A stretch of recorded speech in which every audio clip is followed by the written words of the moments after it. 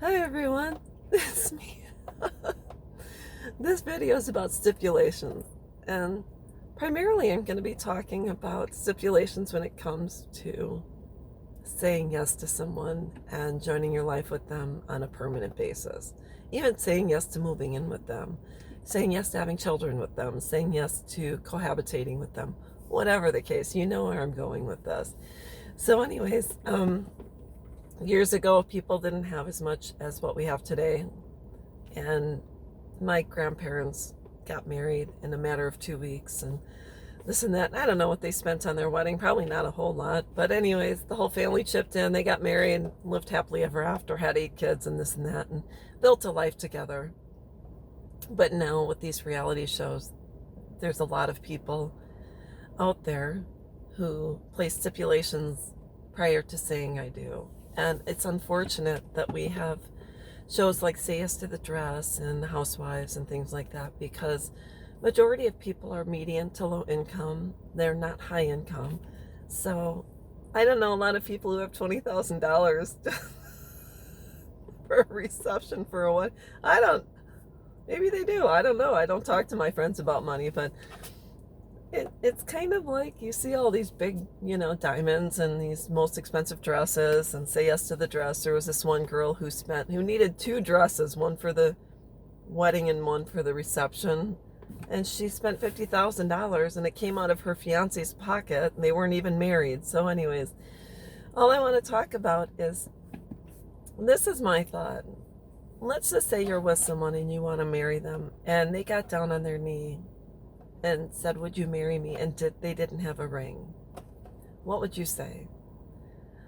Would you say yes, or would you say, "Well, where's the ring?" I mean, because at that moment, you know what someone's intention is. It's sad that people require a certain budget for a wedding, certain dress, certain ring, certain bank account, etc. I'm not saying there's anything wrong with wanting to be with someone who is financially equal to you or has their shit together when it comes to paying bills, having a home, or maintaining whatever residence they live in. I'm not saying there's anything wrong with that. I'm just saying when it comes to wanting to spend your life with someone, do you stipulate that you require a certain size diamond, a certain budget for the wedding, a certain amount of money for the dress, etc.? You really have to look at it. Or do you insist on inviting so many people to the wedding and people that you don't care about, or having a certain type of food so we can impress everyone, or whatever the case is? I'm just telling you right now. I'm not saying we all, me personally, all I know is that we have become so skewed that the wedding arena has everyone kind of by the balls, and that's how they make all of their money. If you were to go rent a hall for, let's say, a birthday party, they would give you one quote. But if you said you were renting that hall for a wedding, they would give you a different quote, because then they do a head count and they do this and that. So just think about it. That's just the way it is. So they've got everyone by the balls. And you see your friend's diamonds, you see this and that, and you got the Pinterest and whatever. So all I know is that when we strip away all of the external and we look at what's most important, if you compare it to the friendships you had when you were a child, your friends were people that you were in the neighborhood with, or went to school with, or went to church with, and you based your friendships on similarities, trust. Do they have your back? Are they ride and die? Do you hang out together? Do you have, do you like the same music, movies, etc.? And if you look at that and you're with someone outside of all the money and you stripped off the stipulations, are you with someone that you have things in common with, that you love, that has your back, they're your ride or die, they're trustworthy, they're good for their word, they protect you, they protect your heart, you can trust them with your money, your home, your vehicles? You know that if you were sick, that they could maintain the house, they would pay the bills, they would take care of the kids. They are considered a parent and not a babysitter. They step up to the plate What kind of person do you want to be with?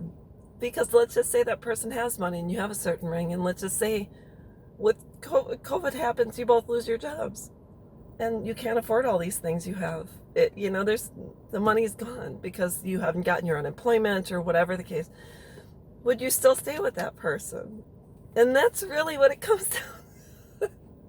That's what it comes down to. So anyways, I think we should start removing the stipulations. Should stop having these exorbitant weddings and really focus on the person you're going to spend your life with. Do you truly love that person? Do you have their back, and do they have yours? Do you really care about them? And do you like spending time with them? Can you spend time with them without spending money? That's what it comes down to. So anyways, that's all I wanted to talk about today. Let's strip away the stipulations. Put your money in the bank, save it for a rainy day, go on a vacation together, have family over for a picnic, whatever the case may be, but establish your relationships and make sure you're with someone who loves your family and they love them as well. So that's really important, because when it comes down to it, if you lose a parent or you're sick in the hospital and your partner or spouse has to make decisions on your behalf, you want them to keep your family in the loop, and you want everyone to get along and make it as pleasant as possible, in case of an emergency. So anyways, that's all I wanted to talk about. I hope this helps someone. Save your money. You don't need an elaborate wedding. Save it for a car, save it for a down payment on a house, save it for a vacation, save it so you can celebrate with family and friends, and that's about it. So that's all I want to talk about. I hope everyone's having a great day, and I'll talk with you soon. Bye-bye.